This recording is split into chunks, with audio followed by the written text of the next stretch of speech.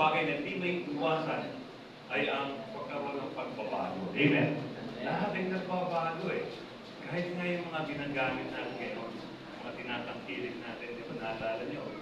Wala pa namang cellphone mo, wala pang telepono, kaya bisikas mo, tapos nagkaroon ng mga Corolla, Digitel, pagkatapos hindi pa rin. Di ba tumigil yun? Dati nilalagay lang dito yung mga Digitel eh. Hindi naman yung mga kabataan yun. Tapos, napalitan na ng Nokia. Bawat maririnig mo yung tiningin. Ganyan. Di ba na? Talagang puro touchscreen na, mga iPhone, no? Ibig sabihin, talagang isa sa mga bagay na hindi may iwasan sa buhay ng tao, yung pagbabago. Yung pagbabago ito yung nasasabi po natin kasi ito, nakapaloob ito sa ating topic, transformation. Which means, nakapaloob din na yung pagbabago. So dahil ang lahat ay nababago, there is no exemption. Walang exempted, lahat nababago eh. Sabi natin kanina, yung tinatangkilik natin, even yung mga presidente ng Pilipinas, o yung ng lahat, o yung sistema ng pamumuhay, even yung tao, tayo, pinanganak tayo, sanggol tayo, wala pa tayong kaalam-alam, hanggang sa natuto tayo lumangat, tumalon, tumakbo, nagsalita, at pagkatapos sa ating hindi nagtapos doon, hanggang sa nag-achieve natin itong age na to. Araw-araw mayroong pagbabago. So sa atin, sa edad po natin, sabi po sa science po, sa pag-aaral, ang pag-stop daw po ng paglaki ng mga tao is at the age of, sabi, most men's growth rates are close by 21. So 21 years, hindi na tumatangkad. O maaaring tumataba na lang or nanangayaya. Pero it doesn't stop there. Nagpapatuloy pa rin yung pagbabago. Sa paraan, sa kaisipan, sa prinsipyo, sa pag-uugali, sa pananalita. Nung dati, bata tayo, boses bata tayo. Pero nung lumalaki tayo, boses mama na. So mayroong pagbabago, hindi may iwasan. At sa pagbabagong ito, ang hinahanap natin, ang nakakatuwa dito, mayroong nadaragdagan ng ating karunungan at kaalaman kung ano, ganoon din ang ating karanasan. Sabi, what matters most is a transformed life, yung nagbago, yung pagbabago ng buhay. Ito po yung kinikilala. Again, ito po yung dasa, ito po yung ating topic, transformed life. Ito po yung nilagyan ko ng title ito, the transformed life in Christ. Yan po. So, may I suggest, may I request, tayo po lahat ay tumayo. At basahin po natin yung Book of Galatians chapter 6, verse 15. Ang sabi po rito, neither circumcision nor uncircumcision means anything.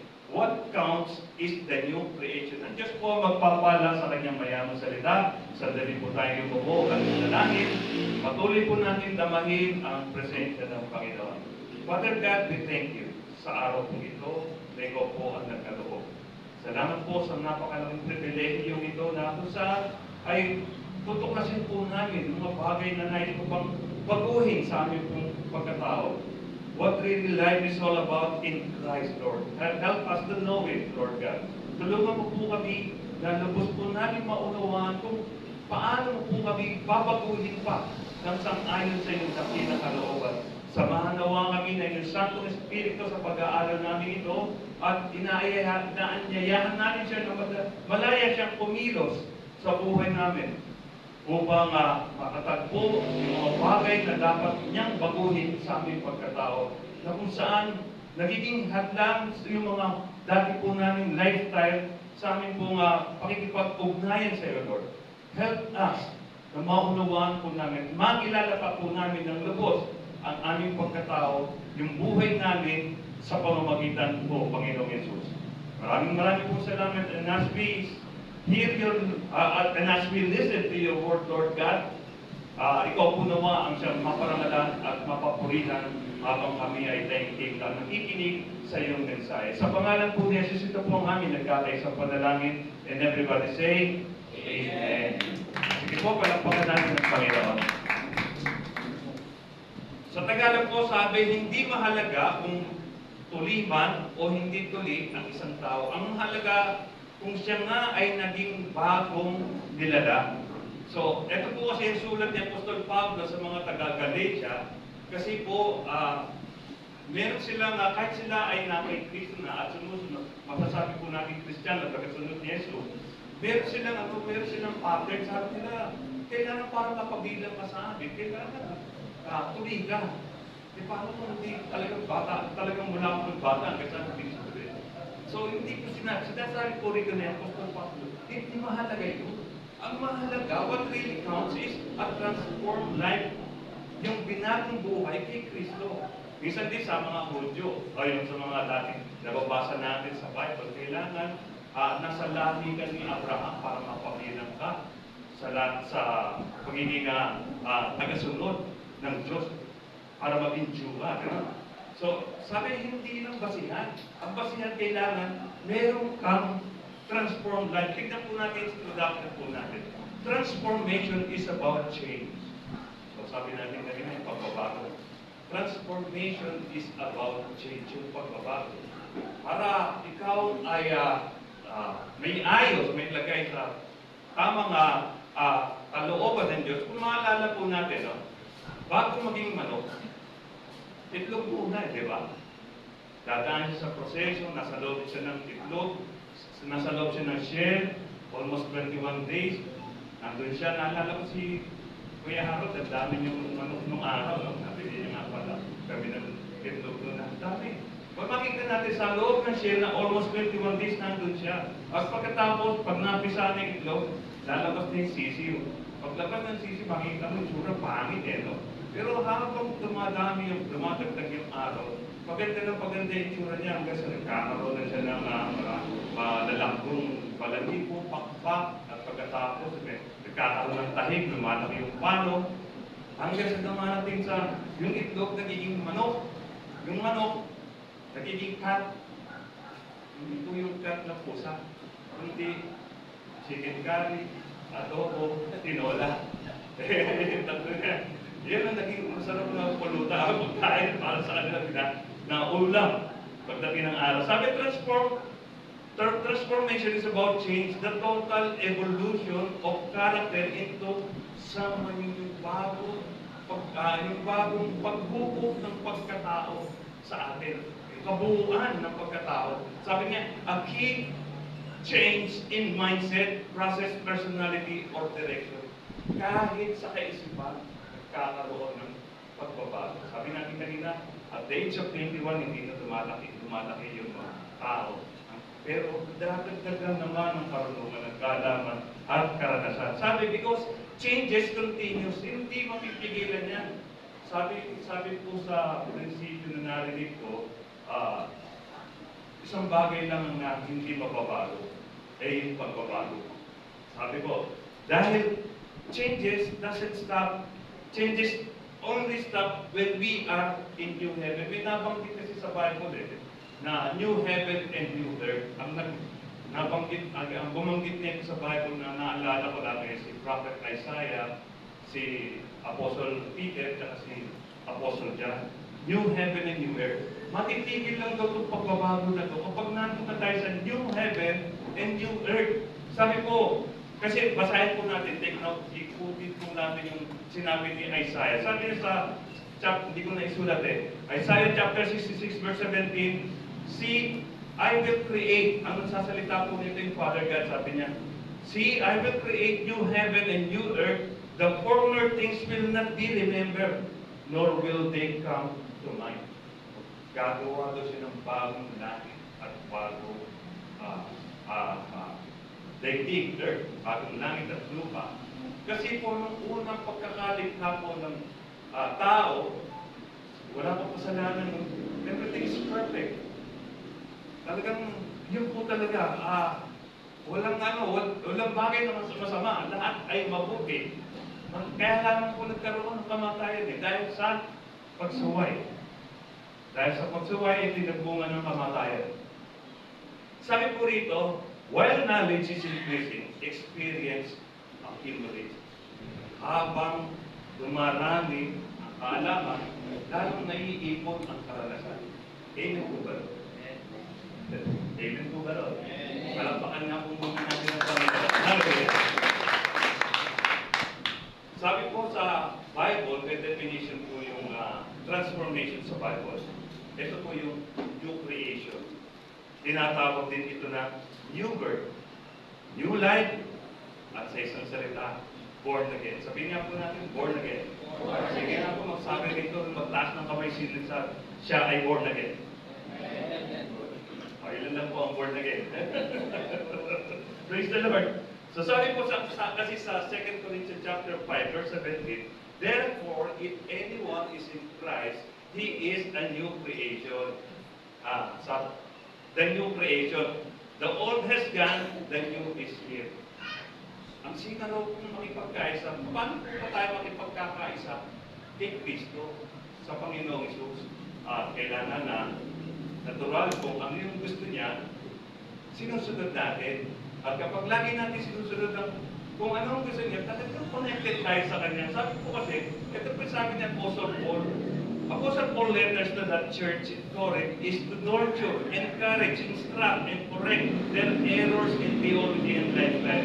Ang gusto rin po kasi mangyari, guys, sinulat po ito ng Apostle Paul sa mga taga-Corinto ay para busugin sila sa kaalaman patungkol kay Kristo. Kasi talagang in a very short period of time lang nila nakakilala si Kristo at nakita nila kung paano pinatay si Kristo, ang Panginoong Jesus, at gusto niya mabusog ito sa mayamang pagkakakilala sa Panginoong Jesus at palakasin ang kanilang pananampalataya dahil during their time, ang mga Kristiyano ay inuusig.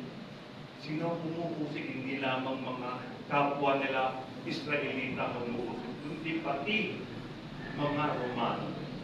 Talagang pinapatay at hindi lang basta patay. Yung nakikita ninyo ngayon kung paano ginawa ng Hamas doon sa Gaza sa mga Israelites doon, talagang bata, mga sanggol, pinupugutan.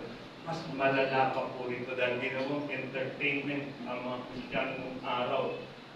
Talagang yung mga tao, pinapakain sa leon, kahit may sanggol doon. At ang mga tao, tuwang-tuwa pa. At galit na galit sila pag may nakita silang nakakatakas. Talagang gusto nilang ipakain pa rin. Yun ang buhay ng panahon dati. So sabi, kahit na sila ay inuusig, sabi ng Apostle Paul, gusto niya na ito ay palakasin pa sa pananampalataya sa Panginoong Jesus na bagay na ini-encourage, ginagawa rin niya sa atin habang binabasa natin itong Bible. Ang sino mang nakipagkaisa kay Kristo ay siya ng bagong nilalang. Wala na yung dati niyong pagkatao. Siya ay bago na. Ano pa po ba yung dati nating pagkatao na hanggang ngayon ay sumisipa pa sa ating buhay na humangad lang sa pagkakaugnay natin kay Kristo. Maraming ito yung pagkakataon para mamaya o ngayon isuko na po natin ito upang manatili po intimate ang relationship natin sa Panginoon. Sabi, because new creation counts. Ang mahalaga, sabi po sa ating topic natin, sa ating key verse po natin kanina, what really counts is having a new creation. Yung bagong pagkatao, sabi, hindi mahalaga kung tuliman o hindi ang isang tao. Ang mahalaga kung siya nga ay naging bagong nilalang. Ang message na ito hindi lamang po sa mga taong nakarinig o yung pinagpahayagan niya Apostle Pablo during that time sa mga taga-Corinto. Itong message ito is related to us. Kasi gusto ng Panginoon dito ay lalo tayo maging mainit ang ating kaugnayan sa Kanya. Kasi, why do life transformation is important? Bakit nga ba ito napaka-importante sa buhay ng tao? Sabi po sa John chapter 3, verse 3, kapisada na po natin ito Jesus replied, very, very truly, I tell you, no one can see the kingdom of God unless they are born again. So, walang sino man ang makakakita sa kaharian ng Diyos maliban na siya ay ipanganak ng Diyos.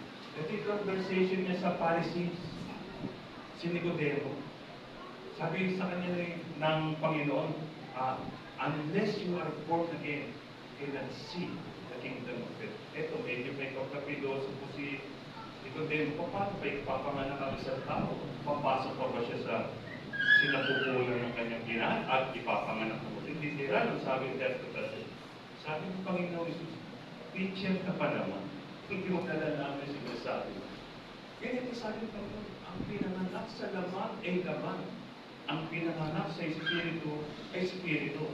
Sabi ko sa John chapter 3 verse 7, you should not be surprised at my saying, you must be born again. Sabi nga po natin sa ating katabi, you must be born again. You must be born again. Sabi mo nga natin, okay? You must be born again. Kailangan nyo magkaroon ng bagong buhay, transformed life. Sabi, kasi transformation is, it affects how we see, relate to the world, and how we understand our place in it. Sa pagkakaroon ng pagpapagong buhay, sabi natin, kinakanta natin lagi, binabago mo ako araw-araw, ngayon, bukas, at kailanman. Di ba? Ang pagbabago sa buhay natin, hindi natatapos ngayon lang. Ano yan? Dahil na oras, dahil na araw, buwan, mga taon, tuloy-tuloy ang pagbabago. Dahil hanggang, sabi ko rito, it requires the renewing of mind. Sabi nga doon sa ating kung key verse dito sa ating team natin ngayon, do not be conformed to the patterns of this world, but be renewed, but be transformed by the renewing of your mind. Matatransform po tayo sa pamamagitan ng bagong kaisipan. Yung dati natin kaisipan, sabi natin kanina, di ba? Yung awit natin, malayang-malaya. Kasi malayang-malaya tayo sa pagkakasala na dahil pinalaya na tayo ng Panginoon buhat sa pagkakaalipin ng kasalanan. Sabi po sa Ephesians chapter 2, sabi po, tayo dati ay alipin ng kasalanan. Anytime you can do sins, we can do against the will of God anytime dahil alipin po tayo. Pero dahil sa pakikipagkaisa natin kay Kristo, yung pagkaalipin natin yun, ay pinalaya na tayo ng Panginoon. Ngayon, dahil sa malaya tayo, dahil ang pagkaisa tayo kay Kristo, hindi na natin dapat pang-alipinin ang ating sarili sa pagkakasala. Dapat sa buhay natin, ang Panginoong Jesus na ang nasusunod. Sabi nga, di ba? Mula ngayon sa prayer natin, prayer of acceptance natin, mula ngayon, ikaw na ang maging Panginoon ng buhay ko. Ikaw na masunod sa buhay ko. Hindi na ako. Active pa po sa atin yun. Ang Panginoon pa rin po ba ang nasusunod sa buhay natin at hindi na tayo? Isang meron gusto sa paggawa sa atin ng Panginoon. Nagagawa ba natin siya? So, it's all about transformed life. Kung talagang gusto mo matanggap that your life is really transformed, ito po, sundin natin kung ano kalooban ng Diyos. It really requires the renewing of mind. And number 2, sabi, it is an internal shift that brings us alignment with our highest potential. Sabi rito, reaching the point of realization. Noong araw tayo, sabi natin, naging alipin tayo ng kasalanan, whatever comes to our mind, ginagawa natin, wala tayong pakialam, ito man ay kasalanan, ito man ay against the will of God, tuloy natin ginagawa yan. But because of the point of realization of your life, kasi dapat iisip mo, ganito lang palagi buhay. Pagkagising ko sa umaga, lalabas ako, sumambay ako, pag makikipagkwentuhan ako, yung dumadaan, pag-discusan natin, sisiraan namin kasi yung mga tao na tumataas yung buhay. Ganun naman ba palagi yung buhay? Kasi dumating sa point of realization ng buhay ko, kailangan kong sabi ko, hanapin ang kahulugan ng buhay ko. Nagtatanong mo, what is the meaning of my life? Ito po sabi, number 3 sabi, it is the heart of every major aspect of our life, yung transformation. Ito nga yung the meaning of life. Alam ko lang, sabi ko, dahil sa buhay, ano nga ba kahulugan ng buhay? Dahil lang ba ang kwento? Sabi ko, dito ako sa Philippines pinanganak. Bakit hindi sa US para English speaking ako? Kasi nung time yun, medyo sikat na pagka English speaking. Eh, sa subject, sa pag-aaral ko pa naman, nung araw, pinaka-hated na subject ko English. Okay, tambakan mo ko ng mathematics, okay na yun. Pero pagdating mo sa English, ayaw talaga yan. Pero sabi sa buhay ko, bakit ganito? Bakit araw-araw na lang ba ganito ang buhay ko? Tapos inaalam ko sa pamamagitan ng pag-inom ng alak, kung ano man, mga lahat. So, pakipaghalo dito sa lahat, mga tao na nakita ko mga relihiyoso, pinagtatanungan ko, ano talaga kaulugan ng buhay? Yung sa, walang mga pagpaliwanag sa akin minsan, may nagsasabi sa akin, tungkol sa Diyos, hindi ako, kumbinsido. Pero dumating talaga sa buhay ng punto ng buhay ko, yun po talaga ang tunay na kaulugan ng buhay, ang magpapabanod sa iyo. Walang iba kundi ang Panginoon Jesus. Amen po ba? Walang ibang makapagpapapakit ng buhay mo kundi ang Panginoon. Because transformation consists of past, present, and future. Sabi po rito, part of the past, fullness of the present, and fruit of the future. Sabi po sa chapter 3, verse 5 ng Tito, na Tagalog inilagay ko, sabi po rito, iniligtas niya tayo hindi dahil sa ating mabubuting gawa, kundi dahil sa kanyang habag sa atin. Tayo iniligtas niya sa pamamagitan ng Espiritu Santo na naghugas sa atin upang tayo ipanganak na muli at magkaroon ng bagong buhay. It is only, sabi sa wall ko sa Facebook, it is only the Spirit of God, the Holy Spirit, can transform us. Amen po ba? Amen. Kaya lang, siyempre, hindi siya makagalaw. Bakit? Hinihintay niya rin yung willingness mo. Pwede ka siyempre, kung talagang gusto talaga ng Diyos, baguhin tayong lahat. Pero isinasaalang-alang din ng Diyos. Yung kalayaan natin magpasya. Nung nagpasya ka na, sige Lord, baguhin mo pa ako.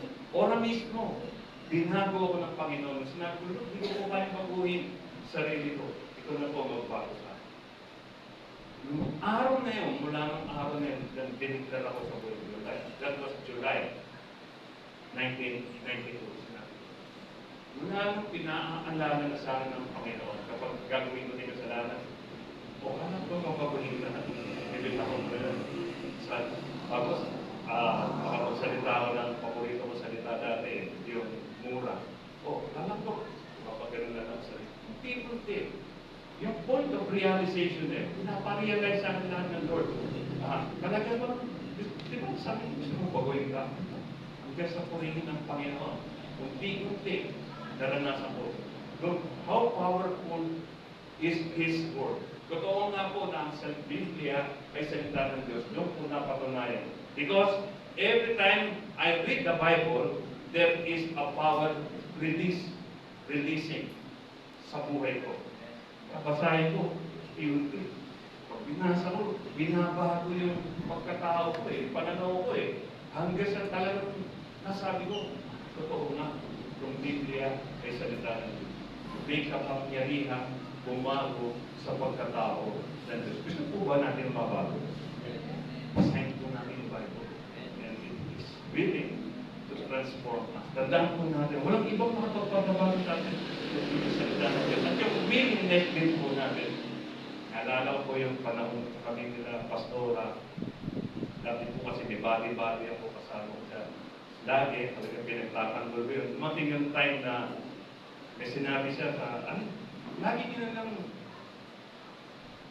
tinitingnan yung personality ko, sabi niya. Sabi niya, hindi ba alam ng personality ko to, hindi kayang pagulit kahit ng Diyos. Hindi nagulat na ako, doon po, pumalas na ako sa kanya. Pinaalala ko sinabi, bakit tinanong niya sa akin, kaya bang pagulit? Sabi niya, opo, sabi niya, kung magpapabago ka na, at mula nagkahiwalay na po. Iba po yung kanyang pinaniniwalaan. Pero kami, ni Pastor Elsa, glory to God, nagpatuloy pa rin po. Amen? Praise the Lord. At sabi po, 2 Corinthians chapter 5, verse 15, and He died for all, that those who live should no longer live for themselves, but for Him who died for them and was raised again. Ang sabihin ko pala, para makamit yung transform tayo, kailangan hindi ka na mabuhay para sa iyong sarili. Kung sarili mo, gusto mo laging ganito, masaya ka lagi sa ginagawa mo, pero hindi mo masaya ang Panginoon. Medyo di daw dapat gano'n. Sabi niya, kailangan mabuhay tayo according to the will of God. Di ba sabi sa prayer niya, yung pag ganito kayo manalangin, let your will be done on earth as it is in heaven. Nandun yung pagpapasakot natin ng will sa will ng Lord. Ngayon, para, sabi, kailangan mabuhay tayo according to God's will, kailangan sundin natin, isubmit natin kung ano yung will ng Lord. Yung will natin, isubmit natin sa will ng Lord. Because sabi, transformation is pagbabalik loob sa Diyos. Pagbabalik loob sa Diyos, dati po kasi tayong nawalay sa Diyos. Amen po ba? Because of our sins, nawalay tayo sa Diyos. Ngayon, para ma-transform tayo, kailangan magbalik loob tayo sa Diyos. So, paano? Kasi sabi, na nawalay nga ang tao dahil sa kasalanan at dahil sa kasalanan nagkaroon ng kamatayan dahil sa pagsuway. Transformation requires total surrender to God. Minsan, bakit hindi natin na-experience na masaya tayo habang naglilingkod sa Panginoon? Bakit? Kasi baka mayroon akong bagay na hindi pa naisusuko sa Panginoon. At yung bagay na hindi mo pa naisusuko sa Panginoon, yun ang nagpapabigat ng ating kalooban upang hindi natin maramdaman. Madama yung pag-alaran. Dahil sabi nga niya ni King David, restore unto me the joy of my salvation. Pinaparestore niya hindi. Alam niya, saved siya, but hindi niya maramdaman yung joy. Bakit? Because there is something missing in his life na hindi niya pa inaisurrender. Minsan, bakit hindi natin nararanasan din yung pag-alaran? Alam niyo po, ang pakikipagkaya sa Kristo ay nagbubunga ng kagalaran. Amen po ba?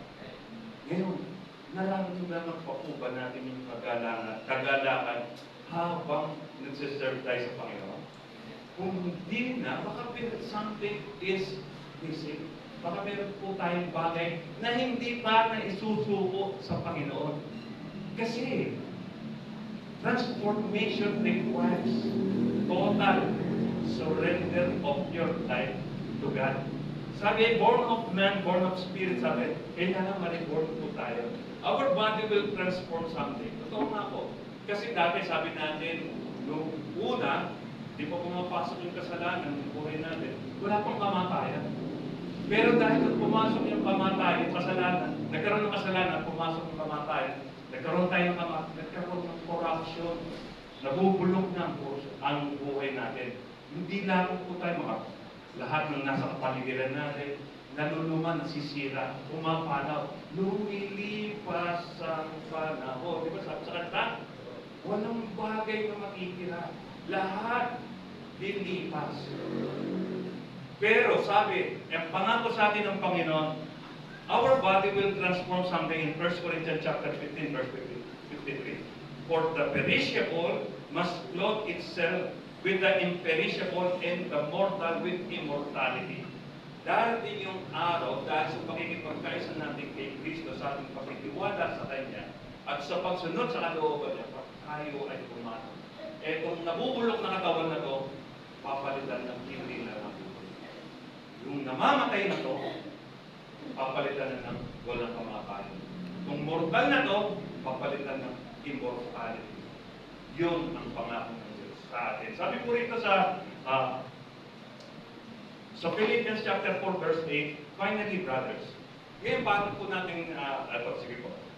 Finally brothers and sisters, whatever is true, whatever is noble, whatever is right, whatever is pure, whatever is lovely, whatever is admirable, if anything is excellent or praiseworthy, think about such things.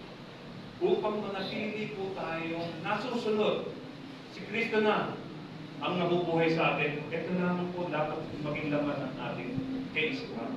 Kung ano ang matuwid, kung ano ang tama, kung ano yung kaibig-ibig, kung ano yung bagay na puri-puri sa Panginoon, yun lamang daw po ang aming dapat laman ng ating isipan. And application po tayo. And He died for all. That those who live should no longer live for themselves, but for Him who died for them and was raised. Sabi niya, ang Panginoong Isus ay namatay, hindi lamang para sa atin, kundi para sa lahat. Mananampalataya man o hindi. Namatay siya para tayo ay magkaroon ng buhay. Ibinuwis niya, ipinambayad niya ang kanyang sariling buhay sa ating mga kasalanan. Hindi na nga mahulugan. Nung namatay ang Panginoong Isus sa krus, ang lahat ay ligtas na. Ang lahat ay bayad na sa kanyang kasalanan. Kundi yun lamang tumanggap at sumampalataya sa Panginoong Isus. Amen po. Kaya ito po yung tanong ko sa iyo. Tinanggap po ba natin ang Panginoong Isus?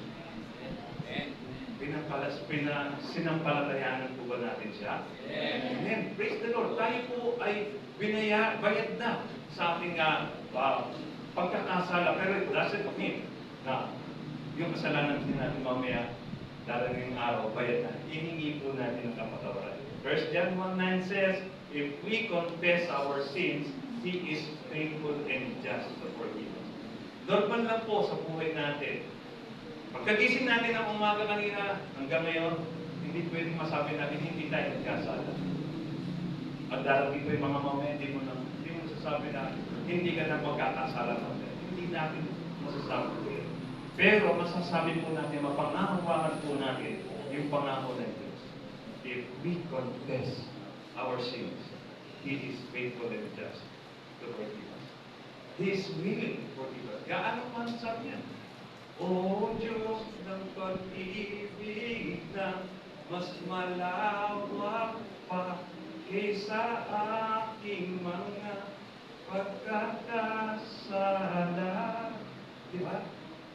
Mas malawak pa ang pag-ibig ng Diyos sa mga nagawa natin pagkakasala. Pagpatungin pa natin kasalanan natin, mas malawak pa ang pag-ibig. Bakit tayo minahal ng gano'ng lupa ng Diyos? Sabihin po natin sarili niyang anak. Ay si Kuya Ate, may anak. Papa, ipangbabae mo ba yan sa utang ko, sa kasalanan? Wala, hindi. Pero yung Diyos, hindi niya pinagdamot sarili niyang anak. Sarili niyang anak, pinambayad sa kasalanan ko, sa kasalanan natin lahat. Pero pwede niya naman gawin. One click, bayad na. Akin naman yan eh. Pero sinunod niya pa rin yung proseso. Proseso niya. Proseso ng ating pagkatao. Sinunod niya pa rin. Ibig sabihin, kahit Diyos na siya, nagpasakot pa rin siya sa tamang proseso. Bagay na dapat tayo rin naman ay magpasakot sa mga tamang proseso. Amen? So sabi po rito, no? 2 Corinthians chapter 2, 5 verse 21 sabi, God made Him who had no sin to be sin for us, so that in Him we might become the righteousness of God. Sabi, dahil sa atin na, sabi niya, ang Panginoon na walang kasalanan ay tinuring na makasalanan dahil sa atin upang sa paningin ng Diyos maging katwiran niya tayo. Amen? Ganon tayo kahalaga sa Diyos. Samantalang mo, may angel na, pero bakit hindi sa angel niya ibinigay yung ganong klaseng pagmamahal? We are more privileged. Amen? Salita ito, mapalad po natin. Amen po ba? Napakapalad natin dahil ganun niya pinatunayan yung pagmamahal niya sa atin. Bagay na hindi maunawaan ng sanlibutan. Sabi nga yung presidente natin dati, piloto ka ng araw. At ano, bakit? Pangit at salita natin eh. Bakit bakit nagpapanguro siya sa akin? Pakintindihan, bakit siya nagpapanguro sa akin? Kasi yung pagkakapako sa krus ng Panginoon Jesus ay kamangmangan sa mga hindi sumasampalataya. Pero sa mga sumasampalataya, ito ay isang kadakilaan. Amen? Amen. Dahil ganun kalalim ang pag-ibig ng Diyos sa atin. Sometimes, the joy of our salvation being dropped by the negativity of our life. Sabi niya, allowing the devil to snatch it out from us. Devil po yung nakasulat niya. So, sabi ko natin, total surrendered life in God. Minsan, hindi natin nararanasan yung galak ng ating pakikipagkaisa sa Panginoon. Kasi, sabi ko rito, hinahayaan natin nakabit ito sa atin ng tao. Alam ko yung sinasabi na lumalaghasik ng mga binhi at yung binhi na nahasik sa daan ay kinuha ng ibon. Yun siya, yung illustration ng kaaway. Ngayon, itong message na naririnig natin ngayon, paglabas natin, nawa hindi ito nahasik sa tigas na lupa na pwedeng dagilin na awit sa atin ng demonyo. Kundi hayaan natin, mabulay-bulay natin ito upang patuloy natin nararanasan yung galak, kagalakan ng pakikipagkaisa kay Kristo. Sa totoo lang, ang lahat ng tunay na nakipagkaisa kay Kristo ay nagkakaroon ng kagalakan. At ang kagalakan ito ay hindi nananatili lamang sa kanila, kundi ibinabahagi din nila ito sa iba upang ang iba ay magkaroon din ng kagalakan. Amen. Ganun po yun eh. Sabi, we still have, kaya minsan hindi namin nararanasan yung joy of our salvation, kagalakan. Kasi we still have samaan ng loob eh. Sino makuha rin din may samaan ng loob? Ganun. Ito yung ginagamit na tools ng kaaway para nakawin yung salita, yung precious na binhi o salita ng Diyos na ating pong napakinggan at nailagay sa ating puso. Kasi ito yung ginagamit ng tools, sama na loob, pagdaramdam, pampong, yung magiging fault finding ka, bakit sino ganyan, bakit sino ganyan, ba't naminis na natin dyan, ba't wala na siya lagi, ganyan. Yung pagkakasa, yung laging paghahanap ng pagkakamali ng iyong kapwa. Isa po yung bagay na nagagamit na tools ng kaaway para mawala yung, para manakaw yung joy of our salvation. Lalo na yung galit. Ganun din yung pride. Kapag mayroon ka pang pride, kaya ang Lord, ang Panginoong Jesus, nagbigay ng halimbawa para matanggal yung pride sa atin. Ginawa niya halimbawa yung naghugas siya ng paa ng kanyang mga disciple, yung mga tinuturuan niya, hinugasan niya yung paa. It is a sign of humility. Yung isang bagay na pagpapakumbaba, halimbawa, ang ginawa ng Panginoon Jesus. So, para matanggal yung pride na yun sa bawat isa sa atin, ito lang po yung counterpart niya, humility. Amen? Pagpapakumbaba. Sabi, and also yung bakit minsan ginagamit din na tools ng kaaway sa atin yung inggitan. Tsaka minsan yung meron ka na, hanap ka pa ng iba pa. Yung masasabi natin, greed, kasakiman. Ito yung thirst of having more, yung greed. So sabi ko sa Luke chapter 9 verse 23, if anyone who will come after me, let him deny himself, carry his cross, and follow. Sabi ng Panginoong Isus, kasi sinabi niya to sa mga tao, napakain niya, after nung napakain yung more than 5,000 na tao sa pamamagitan ng 5 loaves of bread, tsaka yung 2 pieces of fish, napakain yung mana, natuwa lahat ng mga tao, sumasama sa kanila. Pero minsan, nagsalita ang Panginoon, if anyone who will come after me, let him deny himself, carry his cross, and follow. Ibig sabihin, ang pagsunod pala sa Panginoon ay meron ding pagpapasal ng krus. Ano po ang krus ito? Hindi po literal na krus. Ito yung mga pagpapakasakit sa paglilingkod sa Panginoon. Minsan, nararamdaman mo, nahihirapan ka na, Pero dahil sa paglilingkod mo sa Panginoon, okay lang yun, ginagawa mo pa rin. Ito yung pagpapakasahin. Minsan, nararamdaman mo parang ikaw na lang yung gumagalaw, naglilingkod sa Panginoon. Ito rin sa paraan ng pagpapakasahin. Gawin palingkod natin. Dahil siya nagsabi, limutin mo ang ukol sa iyong sarili. Ano ba yung mga bagay na nauukol sa iyong sarili na nagiging hadlang sa pagsunod natin sa Panginoon? Yun daw po ang pinapasuko ng Diyos sa atin. Ano po ba? Kasi minsan ito rin yung kumahadlang para maranasan natin yung kagalakan. Sabi, united with Christ means allowing Christ to live in us, speak to us, and take full control of us.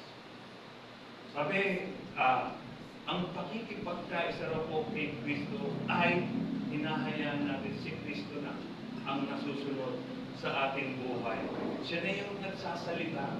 Hindi po tayong nagsasalita. Hindi ang Panginoon ang lagi nakikinig sa atin. Kundi hinahayaan natin na ang Diyos na ang nagsasalita sa atin upang sa ating pakikinig sa Kanya naman, habang siya'y nagsasalita, pinapalakas po tayo ang maging ang ating pananampalataya. Sabi po rito, we allow Him to take full control of our lives.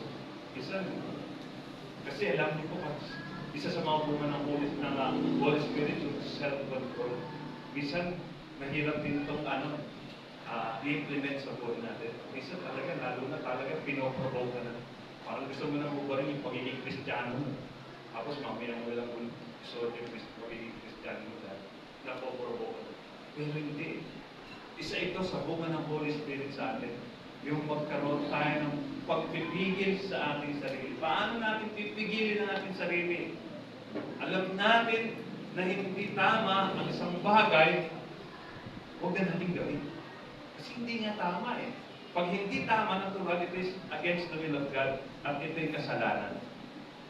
Sa Galatians chapter 2 verse 20 sabi, I have been crucified, si Apostle Paul nagsabi nito, I have been crucified with Christ, and I no longer live, but Christ lives in me. The life I now live in the body, I live by faith in the Son of God, who loved me and gave Himself for me. So sabi po, no, ibang klase. So sana tayo rin, panghawakan din po natin yung prinsipyo ni Apostle Paul na to. Sabi niya, I have been crucified with Christ. Ang ibig sabihin, naranasan niya na yung pagpapakasakit, pagtitiis sa paglilingkod sa Panginoon.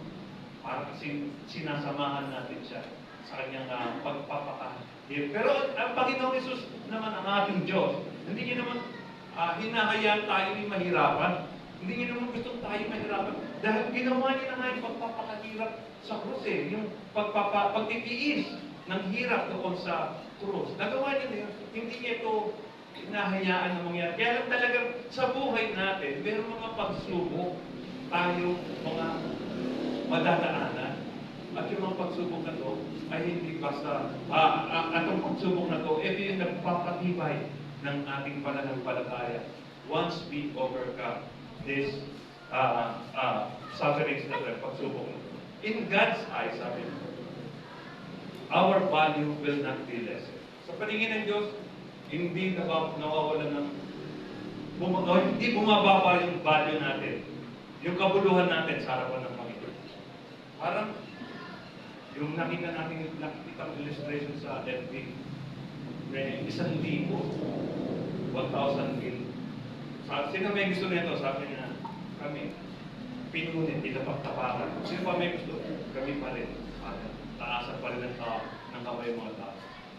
Ginawa, talagang dinumihan na talaga ng gusto. Nilagay sa putik, ganyan. O sino ngayon ang may gusto pa rin ito? Taas pa rin ng kamay mga tao. Bakit?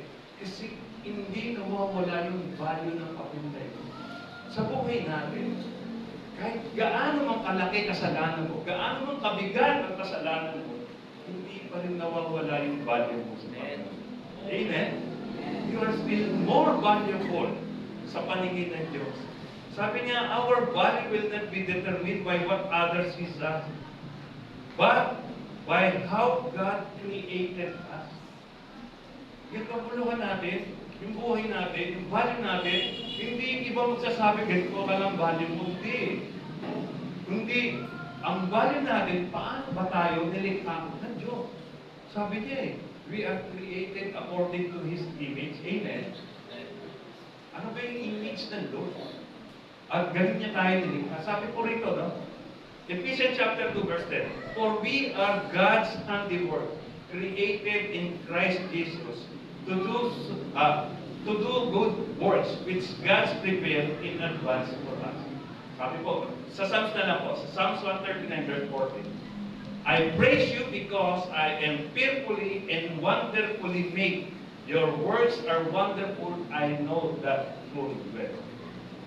Praise you because I am fearfully and wonderfully made. Buong pag-iingat tayo nilikhaan ng Diyos. Kaya yung value mo, sasabihin ng iba, ganito ka lang, no. But you are still more valuable upon the sight of the Lord. Kaya, sabi mo, sa kanila ako babalik sa Panginoon, sa kanila ako magbabalik loob sa Panginoon kapag nabago ang buhay. Hindi mo kayang baguhin ang buhay mo. Ang Diyos ang makapagpapabago ng buhay mo kung ibibigay mo sa Diyos na kung magpapabago ka lang sa Diyos. Naranasan na po natin yan eh. Kasi it is the Holy Spirit, the Spirit of God alone can transform us. Kaya kung sabi, kaya lang hinihintay rin ng Diyos, yung total surrender po natin. Sige po Lord, ito po, I'm willing. Baguhin mo po. Baguhin mo na. Hindi naman siya binili, hindi naman siya malayo.